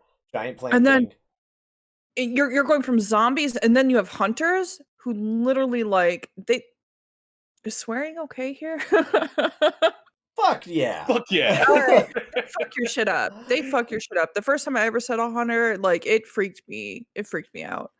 And then you have the remake to that, which one of the few games that have ever been remade where they did it perfectly, but then they added on to it and it only enhanced the game. That's so rare with remakes. But that GameCube remake, it is my probably number 2 game of all time. I would Behind say. Tetris. Behind Tetris, I imagine. And Oliver, you played that on stream recently, and I was delighted to witness that. Especially, I love seeing people play that for their first time and like really not be in that lost kind of sense, like not knowing what the hell is going on. That was one of the it was earlier this year that I Mhm. streamed that for the first time, twitch.tv/ProbablyOliver. And I'd never played the original Resident Evils. I told a story about like the only time I'd ever played one of the original Resident Evils was when like I'd gone to like a sleepover around like a school friend's house. We must have been like, I don't know, what year did Resident Evil 2 come out? 96, 97? 97 or 98. 97, 98. So it would have been like 8 or 9 years old. And we had a sleepover at like a friend's house, and his older brother had it. And we snuck the copy out of his room and we played it. And I remember us all like sort of like, as kids do, all like gathered around the PlayStation, all like sort of laying on our bellies, looking up at the TV like that. And Clutching a pillow. we all got in so much trouble because one of the kids cried because it Oh was so no. scary. Not me. It wasn't me. I was a big man about it. I was like, big, yeah, scary man. I fear Um, nothing. one of the kids like cried and ran out of the room and ran to like the other kid's like mom and was like, oh, they're doing something really bad in there, and we all got in trouble for it. But that game, because of that, kind of went down in infamy. But I never played it. Like for some reason, those games just totally skipped me by. Like total blind spot in gaming for me. And played it earlier this year. Well, I did. I played RE2 remake and RE3 remake and loved them. And I was like, look, I want to go back to where it all began. And didn't play the OG version, but played the GameCube remake that got ported to PS3, PS4, and everything else, sort of thing. It was amazing how well that game has aged. Like there are annoying parts of it. Some of the backtracking at points was a little egregious, but that's just because I'm used to games as they are now. Like that game, for the fact that it's, I mean, almost 30 years old at this stage, 25, 26 years old at this stage, and the remake itself is 20 years old, and it's still scary. It's still uncomfortable. It looks a bit silly now, but that's just because it looks a bit silly now. Yeah. Like, but the camera angles in it, the fact that the camera is never your friend in that game. Nope. On purpose, and it's So oh yeah, sorry, go. with speaking of that, I'm a big horror movie buff, and I've been desensitized to horror movies from a very young age. I think one of the first movies I ever remember watching on VHS was Pet Sematary and Phantasm. Oh, Pet So Sematary is horrible. so to find something that could make my heart race and make me scared, that you're so invested in, because you have that self-insertion of playing that character. It's really, really powerful, and it hits you much differently. I was going somewhere with that, and I lost it. I lost that train. It's gone. It's left the station. It fell off the There was a tracks. reason. There was a reason. What were you speaking of before I cut in? Camera angles, Yes. So with Asian horror, because I dabbled into a lot of Korean and Japanese and Chinese horror. They have a different style to their horror than Hollywood. Whereas like Hollywood, it's like, boom, here's the monster. It's big and scary. It's ugly. Like, it's really violent. Like, here it is, full frame. Like, you see everything to do with the monster, and then it's just jump scares, right? But with Korean horror, they have that slow reveal where it's obscured. You can't see everything. You don't know what it is. There's that mystery to it, and that makes it so much creepier than just being like, boom, action, horror, scary, blah, jump scare. You know, they add that extra element of just not knowing. And I think that's really one of the things that made those fixed camera. I'm all about the tank controls and the fixed camera angles. Like, I still love that. I love that so much. And because it makes the game scarier. For Yeah. me, playing Resident Evil 4, that's not scary. That's stressful. There's a difference, you know. Yeah. Um, I see. I can see that. I can see that.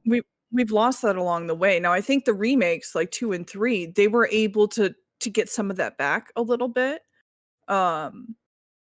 But you know, it's never going to be that again. I feel like I'm forever chasing that feeling that I got from playing like the OG first one and in the second one, and the remake in RE0 in Code Veronica. Like, I'm never going to get that feeling back, and that's why I love watching people play it for the first time, because that's the closest I'm ever going to get to feeling that again. That's what I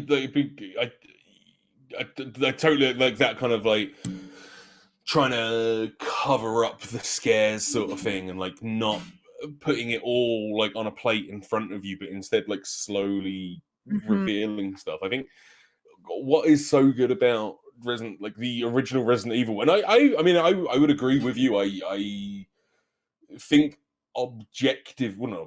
subjectively, I would argue that Resident Evil is the best horror game ever made, and like there have been games that have come out since then that are better, but the fact that those games that are arguably better have taken from Resident Evil, and I think like because one of the games that I know you want to talk about, Paul, and that I did, like wanted to talk about as well on this, Outlast, which I think does a very good job of kind of taking that same sort of That Resident formula. Evil, yeah, like because you never like that's the same thing. Like you never really see the monster in Outlast. You just know it's there, and like there are points where you are being chased and you can get a good view, but if you get a good view of the monster, it's because he's You're already wrong. fucking got Like, you. you're already dead, and you just don't know like, it yet.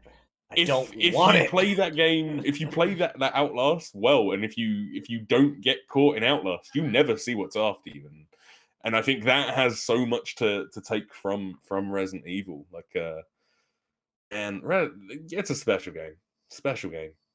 It's just now. Okay, so you're talking about the original Resident Evils. Well, what about 7 and then 8 with like it moving to like the first person view and all that stuff? Is it just kind of to you, or is it like now it's a new thing? I think if they would have take Resident Evil 7 and called it its own thing, like a spin-off, type thing, like maybe with a different name other than Resident Evil, I would have been much happier with it. I do like that Resident Evil is evolving. I remember being very upset when 4 came out. You know, it drew a lot of new people in, which is, you know, it's very important to keep the series going. You know, you Luckily, have to. 5 brought it all back, and everyone loved 5. What a game! What a game! No, 5 is the best-selling Resident Evil game. Yep, 13 million copies. Resident Evil Let 5. that fucking sink in. The game where Chris Redfield, correct me if I'm wrong, I didn't play Resident Evil 1, was just a dude. Like, just like Spec Ops, kind of like, stars, as Nemesis would say. Guy. Then goes into Resident Evil 5, and is punching boulders Oh, the boulder. into lava. Liquid hot magma. Like, Strong boy. like you have the whole Wesker thing where Wesker stops Couple being a game. person and then he can like just nightcrawler around, just It was bouncing. Wesker fan service for sure. And then Like, like that's the whole game. Jill falls to her death, but then doesn't fall to her death because she comes back, but she's got a thing in her chest which can mind control, sure, whatever, send it. And then like What like, that game says to me is desperation. No. 6 is desperation. 6 doesn't exist. 6 Okay, what are you talking about? There was no 6 Resident Evil is 6. 6 fucking existed because I played it and I thought I liked it because I was like, hey, it's got Leon again because I'm a fan of RE4. I love RE4. That's like, I liked it because I hate tank controls, not because of I get in that horror game aspect, but even going back and me trying to play like Metal Gear Solid 3 Snake Eater, which I fucking love, which has the best soundtrack, period dot. Probably Oliver, you're terrible and you're wrong. You're fucking wrong. Bugsnax. GG, please just don't be a meme. Don't be a meme here. Would you say that the James Bond-esque opening of Snake Eater is better than the Bugsnax theme song? Bugsnax. Wee-oo, Bugsnax. Yeah. Talking about yeah, Bugsnax. I would. I'm sorry, Oliver. Okay, I'd okay. have to- One I day got someone will I agree got with me. terrified. I thought you said, yeah, I would say Bugsnax was better. I was about to be like, I'm just gonna What? disconnect from this call. I'm just gonna disconnect. Y'all finish this out. I'll turn the stream off in like 2 hours. You guys talk about Tetris and Bugsnax. But yeah, so like the like going in like tank controls just always kind of bug me in that way of like when I was like just turn, stop. Yeah, like no, just angle. But you just have like in with RE4 and it, you know, being able to aim down the like over the shoulder kind of aim down sights with it made, you know, shooting a little bit easier to do, and it was just like I enjoyed it for those reasons. But I understand that it loses that horror aspect of it, especially because you go from like the T virus to the Las Plagas, which then introduces a whole new realm of like, what on God's green earth am I friggin' looking at here? I was so mad at that at first, but then I realized going back and playing the Resident Evil 3 remake, they do hint at an actual parasite. It's the Nemesis parasite that's evolved into the Las Plagas. So like I'm not as mad about it now as I was, but I remember reading like, you know, in really old Game Informers before it came out, how they were talking about, you know, slow moving zombies just weren't scary anymore. You know, and I could beg to differ. I think they can be made scary if they're creative enough about it. I think that was an easy way out, but it was also something that was necessary to keep the franchise alive, right? And it brought a lot of new people in. Yeah. And thinking about the tank style controls, I went back and I tried to play Resident Evil 4 recently. There's a friend was streaming it, and I'm like, he's complaining a lot about the controls. I don't think they're that bad. I went back and I tried to play it. They're that bad. Oh yeah. So speaking of Resident Evil 4, we have the VR version coming out. Yep. And I just got an Oculus. So that's a thing. So that's already that's happening? That's happening? That's happening. You are going to be Leon. You are Leon or Ada. I don't know what, I haven't got a whole lot on it. I just know that RE4. The hands look funky, but yes. I'm probably gonna stream that I don't know if I'm gonna do a face cam yet because we have that ridiculousness of how you look when you're No one looks when cool. No one looks cool in VR. VR. No one Right. looks cool in VR. But I did think play- that will fix that problem of 4 being just a little clunky. Like they want to like I'm fine with tank controls, but then throw 4 at me and I call that clunky. I know it's ironic, but it is what it is. It is But what I'm it is. excited But for that. six That- controls feel fine. Gameplay feels fine. So you asked me Um, about 7, right? It's I like, did we're play- just glossing I did over play that. about, Nope, we're not talking about 6. I refuse to have a conversation about 6 doesn't RE6. exist.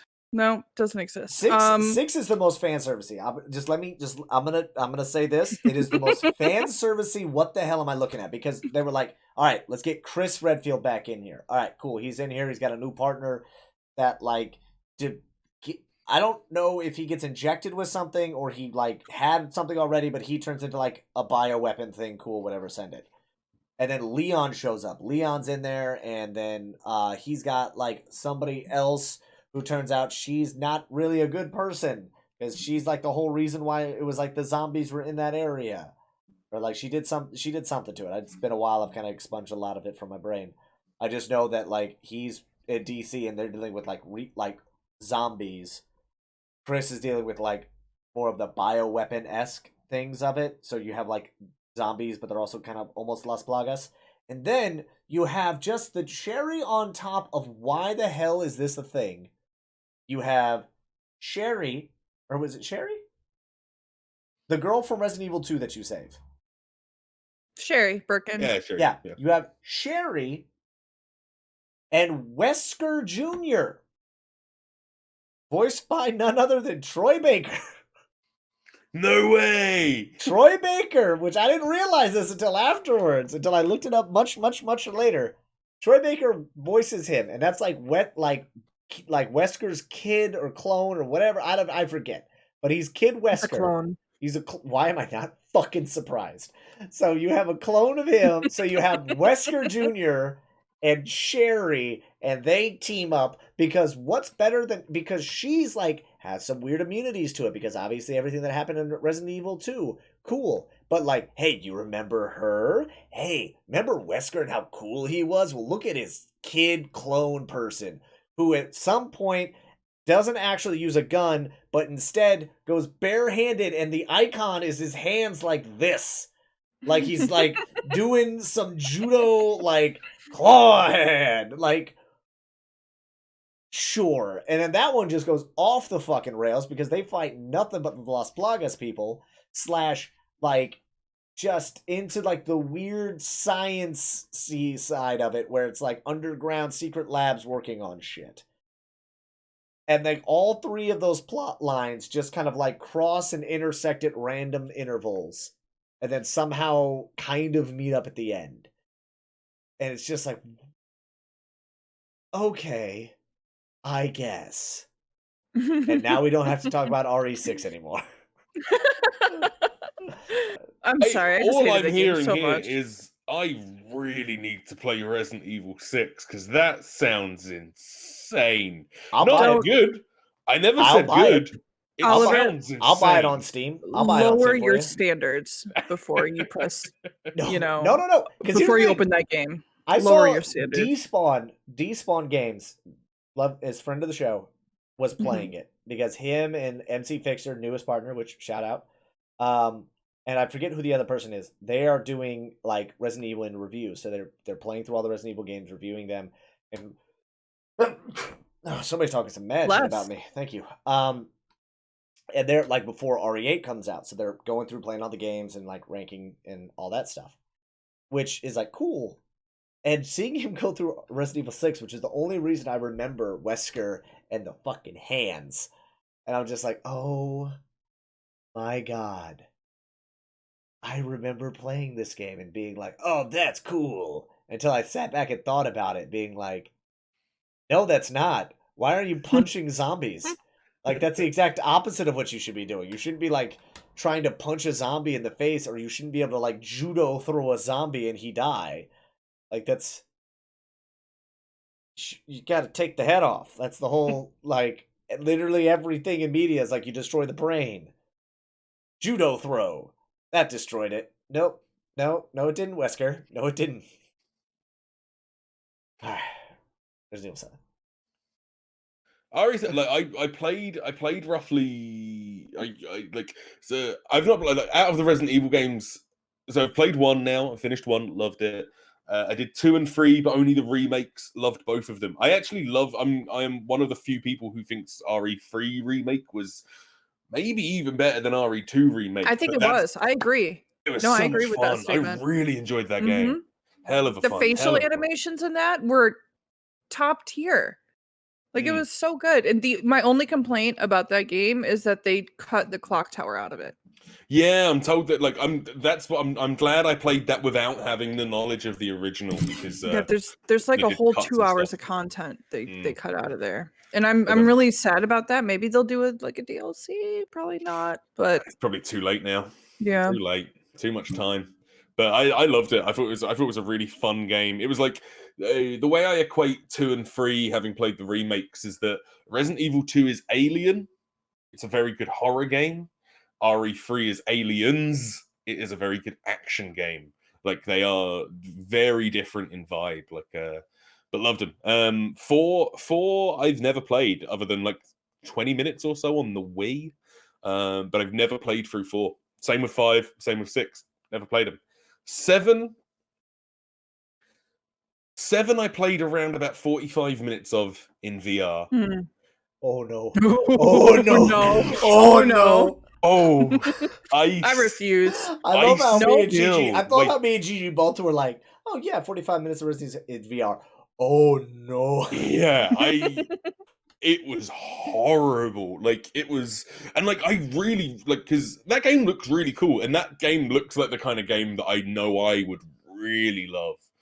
So I do want to get around to it again. I'm never putting that headset on again for it because it was just like I genuinely felt sick. It was horrible. Like it was just. I mean, was it does not a its fun job in experience. that sense. It's Yeah, supposed to make you absolutely. feel something, but you might not and enjoy it. anyone who has managed to play through all of RE7 in VR, I want to give that person a handshake and a pat on the back. Now when you There's someone say in my community who has. now when you say it made you sick, do you mean like the game itself or playing it in VR, like just moving? No, around the in the VR? game itself, like just the atmosphere of everything. Okay.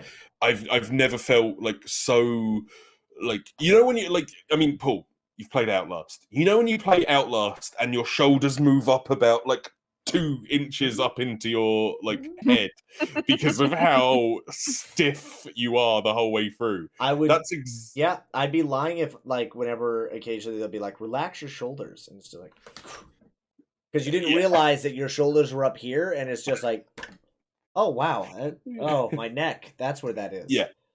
That's how I felt in RE7 VR, only it was my whole body because just every movement you make, you just I mean the first 10 minutes of it is fine. The first 10 minutes of that game you just sort of like wandering around like the woods and like this like abandoned house. And then but it's the first kind of bit that you kind of get into the actual game itself, and like there are a few teases of jump scares. It doesn't give you a jump scare, but it gives you the idea that something is going to jump out to you, and you just feel really uncomfortable. Which and is so when, which is most of the time fucking worse, right? yeah, It's just yeah. like they're teasing, edging you with a jump scare, if you will. Just being like, oh, nah, just kidding. There's nothing there. It's like, you son of a bitch. I love that. was- I love that though. I hate it because I'm like, because it always is like, oh, it's nothing. Turn around, there it is. I'm like, you fucker. Or what's better yet, it's like you're expecting it on the turnaround point. You're just like, the music clicks up, and then they open up the thing, and there's nothing there. It's like, okay. As soon as you close that, the bad guy's gonna be there. They close it. Turn around, It's nothing. always I'm like, it's always "Ah!" after you've grabbed that key item and you're going back to where you need to use the key item. That's the formula. Yeah, I don't When need you it. progress the game, that's when those jump scares are going to get you. So, But no, because that's the thing. You're right. That formula, they use that formula in every single horror game ever made Resident in the Evil last did 20 that. years, and somehow it still works. somehow I It still don't like I it. still You get that caught feeling of by dread. it. It's like, yeah, I got this key, but fuck, I'm screwed. Because when I go back to use it, there's going to be something there waiting for me, and it's Resident Evil that started that. So Yeah. we're talking about like games in VR, right? So like Resident Evil in Ooh. VR. Like You won't catch me playing Sam. another game that was in VR, had a VR mode, is the Steam darling Phasmophobia. Now, Phasmophobia did come I out. didn't realize that was in VR. So there's a VR mode to that, and that one's actually kind of nice because when you're just playing it on mouse and keyboard or controller, I guess if you really want to, but mouse and keyboard, you get to hold two things and three things technically, but it's two things. Typically, if you're a sane person, it's two things and a flashlight, because you're not a fucking crazy person, not trying to walk around in the dark. But in the VR mode, you can kind of like hang two things off your hip. You can technically carry like five things with you. And that is a game that, in like just looking at it, that game is not scary. It's whatever. It's fine. You play with friends, you're having a good time, everything's fine. But you play that game by your fucking self, and that is goddamn terrifying. It is I'm gonna say something here, and I'm gonna apologize in advance for it. You become every stupid white person in a movie. Every stupid white person in a horror movie who's like, why, hello, I'm Chad. My father owns 3 estates. What was that noise out there? Don't worry, darling. You stay in bed. I'll go out there and check. I'm sure it's nothing. Should we call the police? Pish posh, darling. I'll be fine. I'll be back in a moment. And you walk outside and he's brutally murdered. Why? Because dumb white guy in a horror movie. That is what you are in Phasmophobia. You're like, you know what? You know what's great? We're gonna go out to this house. Okay, the house is scary. It's got 1 floor and a basement. Terrifying. Go to a bigger place. You end up at a high school and at an asylum. Fuck off. The asylum is fucking huge. And that game, you have to like figure out where. So like the ghost is typically in like 1 or 2 rooms, or it's like in a certain area of the building. And as you're in the dark, your sanity goes down. So what do? Oh, I'll turn this light on. Well, in asylum, it's big as shit. The more lights you turn on, you can blow the circuit breaker. And if you blow the circuit breaker, you then have to find it and reset it. And that's genius. And depending on the monster, sometimes the monster will turn off, or the spirit will turn off the circuit breaker. So you go to flip a switch in a room because you're like, all right, we're just going to go through. We're going to turn the light on, walk in the room because your sanity doesn't go down in the lit up room. We'll check the room for temperatures, and then we'll turn it down. We'll turn the light off, and then we'll leave. What happens? Hey guys, because you gotta like in the game you can either use Discord, but they have game chat where you're like on a walkie-talkie, so you hit the button. Hey guys, the circuit breaker popped. Is anybody near the circuit breaker? No. All right. Oh, by the way, let's not forget that demons, because there's demons. They kill you way faster when the circuit breaker is turned off. Just FYI. We should find it because we don't know what we're dealing with yet. And it's just like when you have people, and Erengard, love of my life, that man was the man in the chair for most of my stuff. Even when I rolled solo, he would just kind of like walk me through, and he'd just kind of be there to talk to me because fuck. Sometimes when you're just walking through a room and everything's fine, and then all of a sudden you just hear, sorry for audio listeners, as it just goes from one ear to the other, and you're just no. And you just want to just yeet no, and I don't even want to think about that in VR, because then at least here I could like no, and back up. In VR, I can't do that because I'm here and I'm like, no, I don't like this anymore. See, I like I love Phasmo. Like, I've played Phasmo like a handful of times, but only ever in like a group sort of party setting sort of thing.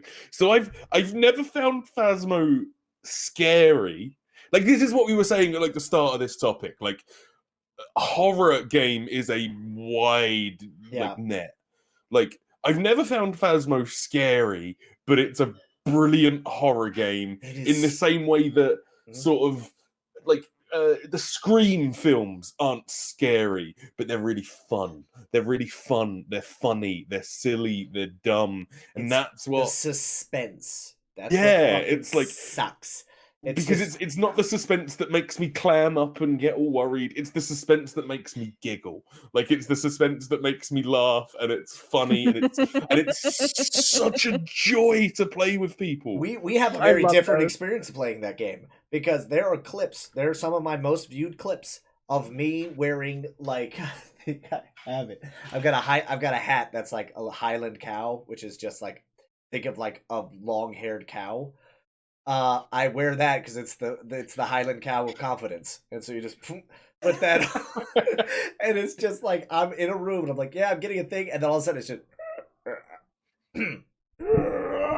as it's walking in the room, and you just see, and then like your heart rate, you hear the heartbeat like boom boom boom boom boom boom, and it's just you see a hatchet man just popping in and out, blinking as he like walks across the bathroom, and you're like. No, thank you. I saw you. All right, guys, I gotta leave. I'm going out to the truck. I'm going back to the safe zone. Fuck this. You guys have fun. I'm out. No, thank you. No mas. No mas. So speaking of heart rate, it's a goal for me as a streamer to get the heart rate monitor set up on screen. Oh God. Yeah, that's always a lot of fun. Oh, that's always a lot of fun. And I bought a heart rate monitor. It just doesn't work with any of the apps that work with Twitch, so I have to get another one. See, so do your research, guys, before you ever buy it. Always research things before you buy it for stream. That would be something I would love, but it wouldn't. I wouldn't want to buy it just because I'm not going to use it a bunch, because I do not. I am not a scary game person. However, I could also see it being used for like. Just the entire month of October. Just the entire month of October. If you ever do the VR thing too, that could be interesting too for things like that get your heart rate up, like Beat Saber and stuff. Mm-hmm. Oh God! You're playing Beat Saber and your heart rate's at 742. I would love bursting through your chest. Right? Here's the thing, right? You're playing, so like that would be the best way to tell whether or not somebody's like bullshitting though. Like, oh my God, it's so scary. It's like, are they doing the YouTube thing, or are they actually terrified? It's like, oh, or better yet, the other way around. This game's not even that scary. Meanwhile, their heart rate is at like 121, 122. It's like, really? Have you been running? That's why I love it. Are you running in place right now? Because your heart rate says that you are absolutely fucking terrified. Never. I would. It's like the stream equivalent to a lie detector test. It's like. What's that? What is this? I don't just immediately take it off. I don't know what you're talking about. I don't know what you're talking about. Totally calm. Totally calm. Better yet, you just have it cropped out. It's not actually working. It's just cropped at 80. You just have it on loop. I am totally. I am. GIF on yeah. loop. It just bounces from like 77 to 82. It's like, see, look, I was calm the entire time. Really? Oh man. I don't know. I feel like the more worked up you get, the more it pleases the audience. That's because no matter how much our audiences say that they love us and they support us, they fucking hate us. They want nothing more than to see people die. So as somebody who gently bullies the people that she loves and cares about, I disagree with that statement. I gently bully my friends. Oliver, you probably know I've bullied you before. Not quite to the extent yet, but we'll get there. But relentlessly, I feel like a victim in my own Twitch channel. I love how they're total different. It's gentle bullying, relentless. I feel like the gentle bullying is always the person who is bullying. It's like, oh no, I'm not bullying them. I'm toughening them up. That's what I just heard. I didn't hear. I do gentle bullying to kind of like we're having fun. It's like, It's no, banter. it's banter. But that is. I've heard that line from my wife when she said some outlandish shit that she didn't think I heard. She will say something because every now and again, I love her to death, but she'll notice that like when I had my headset on, I had to look to make sure she wasn't actually there because no one heard she'd be there. But it's like she would be there and we'll be talking to some stuff, and then she'll just say something just to see if I'll catch it, and I'm like, "You wouldn't run that back one time?" And she was just like, "Oh, it's just banter." I'm like, "Nah. Don't banter me. What the hell did you just say?" But I yeah. love that. That's so key in relationships, though. It really is. Oh yeah, it is. And At least for me. well, I mean, that's the thing. She does stuff like that, and then every now and again, I'll move things just for the sake of moving them. You take it to a whole nother level, then. Well, she will she puts her keys on like a certain hook at our key rack. I will simply move it 2 hooks over. That mischievous prank. It's not banter anymore. It's pranking. No, I was simply aggressively pranking her. I used the key to lock the door, and then when I hung it up, I just put it on the wrong hook. My favorite kind of prank like that ever, that my dad used to pull every single year, and he can't anymore because everything is digital. But when the clocks used to change, when the clocks used to go back an hour, my dad would wake up at 3-4 o'clock in the morning and change every clock in the house to a different time. Every single one. So that the 2 times a year that the clocks changed, you'd wake up and you had no fucking clue what time it was. Because according to that one, it was 5:30 in the evening. That one was 4:30. That one was 3:30. That one was 2:30. Every time. Every time.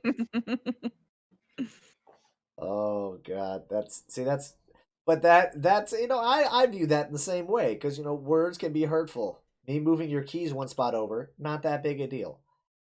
Not that big a deal.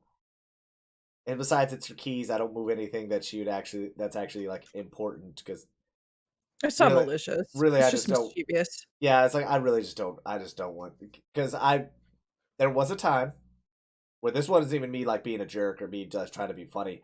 I put something in the quote wrong drawer, and she could not find it. She was like, "Where are the scissors?" Perfect example, right? Like the scissors we keep in the kitchen, they stay in the drawer. It's always the scissors. Yeah, it's always the scissors. She's like, "Where are the scissors?" I was like, "They're in the kitchen. They're in the drawer." She was like, "They're not in the drawer." I was like, and now my wife, unlike most relationships that you hear, like the stereotypical thing of the guy can't find anything and the wife has to find everything, we're the other way around. She can't find shit, and then I will find whatever it is 9 times out of 10. And so I'm like, all right, so I'm gonna get up and it's not gonna be there. She's like, yeah, it's not gonna be there. I'm like, all right, open up the drawer. What are these? She's like, well, it's in the wrong drawer. They go in drawer 2. You put it in drawer 1. That's not where they go. And I'm like, I just sat on the counter. I love you, and then I go sit back down. I go sit back down on the couch. Because technically speaking, she's not wrong. However, she's also not right. Because there's not a designed cubby hole for it. It's just we throw it in there with the other things. Don't tell her that because then she'll print a label that says scissor drawer. Nah. At this and point, then there will be a we designated ain't got enough time left in this house. We ain't got enough time left in this house. If we had just moved in, I could see her being petty and doing that. But at the same time, then it's like no. I know that's something I would because do. Then if she puts it in the wrong spot, then I'll be like, oh really? I don't believe you put a fork in the spoon slot. How strange. Odd. I don't believe they belong there. But that's where you start hitting that pettiness. What were we talking about again? Oh yeah, scary games.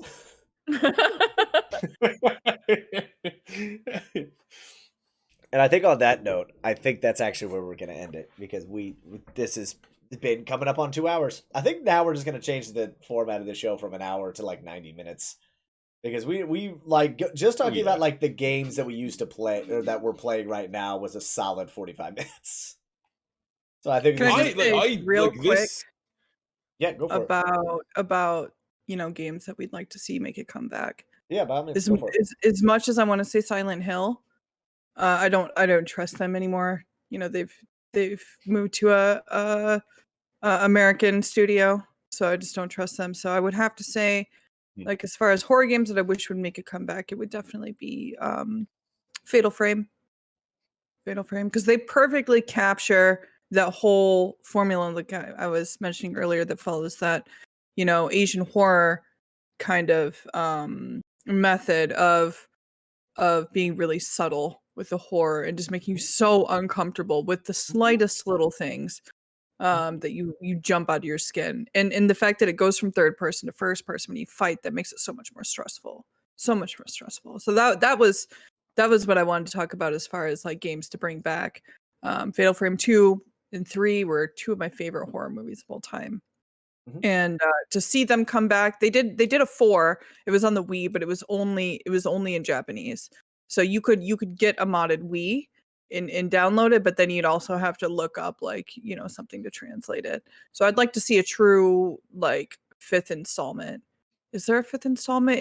If there is, like a new installment that would be more universal and more accessible to, people in the States and people in Europe and things like that. So I will say in the Fatal Frame department, fuck that.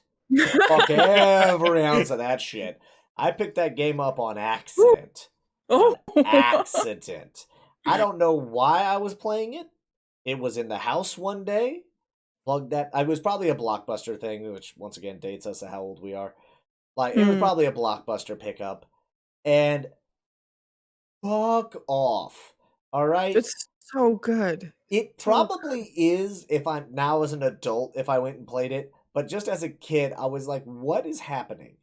And then it's just like, I want a gun. I want something like, I don't, I'm terrified. I have a camera with a limited number of photos. Yeah, for anybody listening who's not familiar with the series, it's not a gun versus zombies. It's spirits. You're in like a feudal style like Japanese village or home or mansion, and you don't get a gun, you get a camera that exorcises ghosts, and you get different kinds of films that have different kind of exorcismal like power to them. And when you're down to that type 2 just regular standard blue unlimited film, you're hurting. You're hurting. That's like throwing pebbles at ghosts, honestly. I've never But oh, played a it's Fatal so Frame. scary. And it's It's, so They creepy. I don't even remember getting how that have far they in. aged for like someone who's never played them? Because that sounds cool. I cannot Tank imagine they controls. aged well. I cannot Tank imagine those games controls. aged well. Okay. But when you're actually combating a ghost, like it does when you pull up your camera, it puts you into first person view. So I think it would be a lot more playable than things like Resident Evil for a lot of people. But it's a lot more confusing because it has like a much more like kind of authentic play style, like as far as like you're in feudal Japan in a lot of these times or in a lot of these games. So like if you're looking for an experience that's completely different from other horror experiences that you've ever played, and you want to be scared out of your wits, play some Fatal Frame because that shit's scary as fuck. Okay. Okay. Yeah. Then that's another one. That's a total blind spot for me. I don't think I've ever seen gameplay. It's a work of art, honestly. It's one of my favorite. It's one of those that like I said, I played that game as a dumb kid who didn't understand that kind of stuff. So it's just like I didn't understand the culture references. I didn't understand half the things that were going on, and it was just like and it was just terrifying. And I'm like, can I just play Madden and put NCAA football back in because this is terrible. I don't want this. I don't need this in my life. I just want to throw touchdown passes and stuff. I mentioned Resident Evil making you feel like you're lost. No, Fatal Frame makes you feel utterly lost. You don't know like anything. Yeah. And then they fill in the lore, and the lore it's so dark. Like if you're gonna play Fatal Frame, start with the second one. Honestly, start with the second one. then maybe go back to the first one and then play the third one, because those are the ones that are translated for Euro and US gamers, or not US, but American. And then spend a couple of English. years learning Japanese for number 4. Yeah. If you want to. That's Yeah, that's a task. I'll do it. It's all for the content. Do it for the But content. They're great games, and they're some of the scariest I've ever played. And yeah, I had to mention Silent Hill because I feel like it'd be a sin not to mention Silent Hill. Yes. But Yeah, I've written that off. It's done. At I this do point, realize at this point now I was about to say we've gone through the horror episode of Nostalgia on the Rocks, and I haven't said the letters P or T. Give me PT. Just give me what Silent Hills was supposed to be. Give me Kojima and Guillermo del Toro and take or leave Norman Reedus, but just give me those two. Just whatever that game was going to be. PT gave me hope for Silent Hill again, and then Konami just ripped that away from me. And then Death Stranding gave me hope, and then that came out, and it wasn't anything like I expected it to be. Yeah, Amazon Delivery Soundtrack's Simulator. amazing. So hang on, correct me if I'm wrong here, because obviously like I knew what PT was, and I remember like that being a big deal, like people selling PlayStations with that game still downloaded on it. Mm-hmm. For a lot of money. For a lot of money. So that was so they turned that into Silent Hills, or that was PT was like a test. That was the Silent PT Hills? stood for playable trailer. And that was what happened is when you completed PT, it played a trailer for what was going to be Silent Hills. And so it was kind of a playable trailer or a playable teaser, one of the two. It was a reboot of the Silent Hill franchise with Kojima in charge. And it was going like based on that game. If it was anything like that game was, it was going to be so scary and so good. And then the whole Konami Kojima fallout happened, and the game got shit canned, and PT's the only thing to go on. But PT was, and I, to be fair, I think because I don't think PT is as good as everyone sort of almost makes it out to be, but it's because of the fact that it's now a view of what could have been and never was. Yeah, because it was essentially just like walking. Obviously, I'm very simplifying it, and I'm a big dumb guy who doesn't play horror games. But like, you just kind of kept walking through like a hallway over and over again, right? It was a singular loop through a hallway, like an L-shaped hallway. Almost like you're stuck in like purgatory or something, you know. And basically, every time you walked through that loop, it started again, but there was something different every time. And the theme of the trailer that was incredible, that was going to be a theme of the game, is that like a disembodied voice at some point says, "I'm sure the only me is me. It's meta. Be sure the only you is you." And the idea was, is this real? Is this what? Like, are you going through different like levels of insanity? It was incredible. That game could have been something very, very special. Was there like a baby in a sink? There was a baby in the sink. An aborted fetus, but yeah. Oh yeah. I wouldn't call it a baby, but there was a thing that was crying. You heard crying. It talks too. Sink. Like it talks with an adult male voice at one point, I believe, from a sack.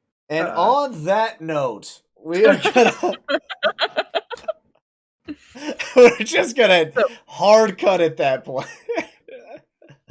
But before we get out of here, Gigi, I want to say thank you so much for taking time out to hang out with myself and ProbablyOliver. So please, if you would be so kind, give me your elevator pitch one more time. Who are you? What do you stream? Where do you stream? And where can the beautiful sports fans keep up with you? So I'm Gigi. I stream on twitch.tv/miss_gore_gadget. I stream right now. My schedule is Monday, Wednesday, and Friday every night at starting at 9:30 Eastern Standard Time. And yeah, I do RPGs, survival horrors, obviously, and I do a little bit of everything. I like a lot of stuff. So yeah, that's me. I'll definitely be playing Callisto Protocol when that comes out. That's by the people who did Dead Space. I'm definitely gonna have the heart rate monitor set up for that because that's gonna scare the crap out of me. But yeah, that's me. Thank you for that. I'm so honored that you had me on. I just have to say that real quick. I'm so honored that you guys asked me to come on with you. I've only been streaming for like 5 months. That's like I was blindsided when Oliver reached out to me. So thank you. It's been a blast, and I'm very interested to see the heart rate monitor streams of you playing scary games. I can't wait to. I'm gonna be lurking in there now just to accumulate enough points so I can redeem RE6 and then get banned from the channel. Oh no! And then get that channel point redemption is gonna get like that's gonna turn into the that's gonna turn I'll the play it. FNHPaul one on Probably Oliver's. That was 1,000,000 channel points because he Right, was like it was gonna be some diss track thing that he was gonna do, but it was just like once I figure out exactly what it's gonna be the cheapest channel point thing so people can spam it. But until then, it will be 1,000,000. So redeems I take very seriously, and I will play that game if you redeem it. But immediately, as soon as I hit the end credits of the game, that's when you'll be banned. I will. You're like, you better be here every time I boot this game up. If you're not here,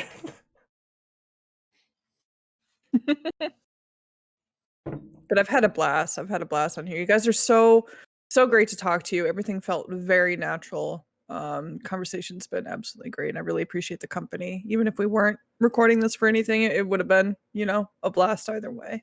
So I appreciate it. Thank you. no problem. It's Thank all you right. very Paul much. forgot to hit record anyway, so. Oh no! All right, so from the top. Run it back. Good afternoon, sports fans. I will run through that intro again. I got no problem with it. But ladies and gentlemen, thank you guys once again so much for stopping by. If you guys have not already, please think about hitting that subscribe button down there on the YouTube channel because we are on the road to 100. So that way we can get a custom URL and stop having the gobbledygook behind YouTube.com. So we are going to be pushing on that. And then, of course, you guys know me, your friendly neighborhood Paul. I stream live every Wednesday, Friday, Saturday, and sometimes on Thursday, bringing you some of the very best in RPG gameplay, Hawaiian shirts, the occasional first-person shooter, and bad jokes. And, of course, the best co-host a man could ask for, Probably Oliver. Thank you so much for being here. Where can I find you? Twitch.tv/ProbablyOliver. I'm exclusively a Dead by Daylight streamer now. I only ever play Dead by Daylight. Dead by Daylight is really good. That's it. So until next time, ladies and gentlemen, thank you guys so much for being here. And so, cheers to you. Salud.